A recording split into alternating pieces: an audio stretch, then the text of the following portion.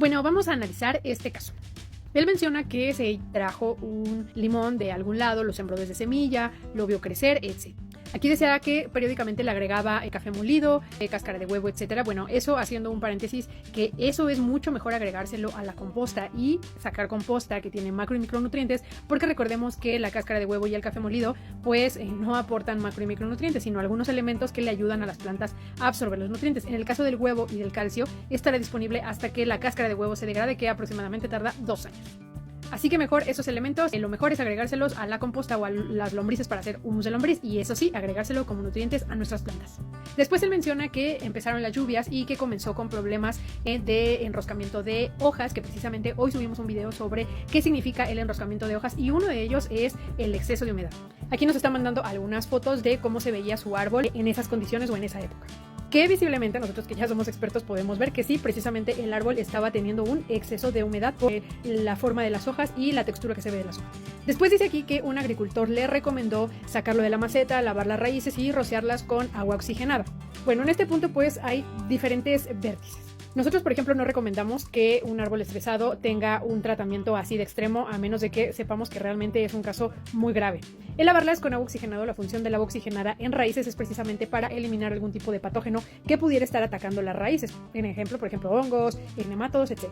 Sin embargo, como les estoy diciendo, un árbol estresado pues nunca debe tener un tratamiento tan fuerte o así como de lavarle las raíces. Y pues bueno, aquí nos manda unas fotos del tamaño de la maceta y de cómo estaban las condiciones de la tierra, que recordemos que el tamaño de la maceta siempre en un frutal debe ser mínimo de 60 litros y obviamente aceptable de 80 litros para más. Entonces desde ahí, bueno, ya estaba muy chiquita la maceta para el tamaño de follaje que tenía su árbol. Y también las condiciones de la tierra pues nos marca que no era una tierra de muy buena calidad, es decir, una tierra que se apelmazaba mucho, lo que pudo haber provocado que el árbol comenzara con síntomas de pudrición de raíces. Ahí se ve que después de lo que le recomendó el agricultor, pues lo puso en una bolsita y lo dejó allá afuera.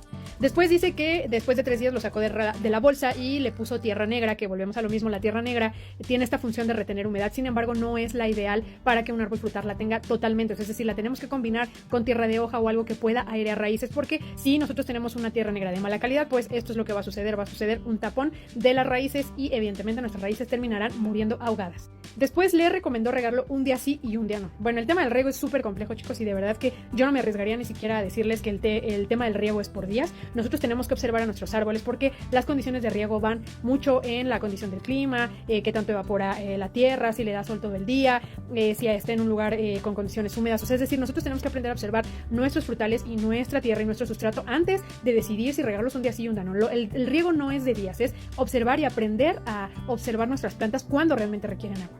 Después recurrió a un jardinero, el que le dijo que se había quemado de tanta agua y que le podara las hojas para que retomara nuevas, ¿no? O retoñara nuevas. Bueno, aquí el tema de que se pudran las raíces o se quemen las raíces podría ser por un tema químico, pero no por el tema del agua. Lo que sí pudo haber pasado es que se hayan ahogado las raíces con todo este tratamiento y obviamente el estrés que sufrió el árbol al tener tantos cambios y estar estresado a la vez. Y pues bueno, lo que regularmente pasa cuando nosotros tenemos este tipo de tratamientos tan agresivos y sin conocimiento alguno o seguimiento alguno, pasa esto: el árbol comienza a defoliarse, comienza obviamente a perder todas las hojas, porque para el árbol lo más importante es conservar la vida en raíces. Las hojas pasan a segundo término y por ende pues tira todas las hojas. Pero cuando un árbol de limón o un cítrico comienza con la defoliación, entonces hay un gran problema en raíces y eso lo tenemos que entender, porque al final fue un conjunto de situaciones las que llevaron al limón a estar así, ¿no? El cambio de tierra, el que no hubiera una guía real en saber qué es lo que le tenía que hacer, ¿no? O sea, desde el principio que le recomiendan cosas, y es por eso que les decimos, chicos, que siempre que sus árboles frutales o plantas comiencen con problemas, siempre se acerquen a expertos antes de que comiencen a buscar información de aquí, de allá, de internet, y comiencen a hacerle cosas a sus árboles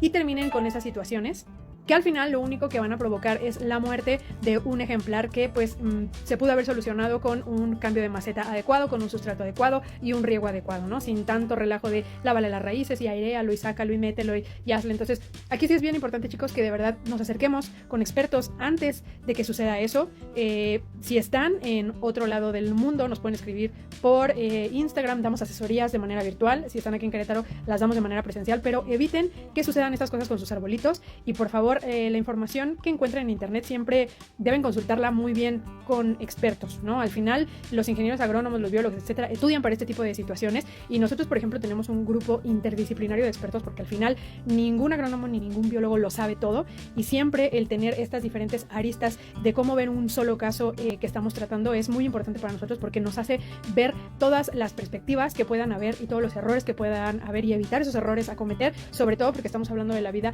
de un ser vivo. Entonces, por favor, pues consulten a un experto antes de que suceda esto.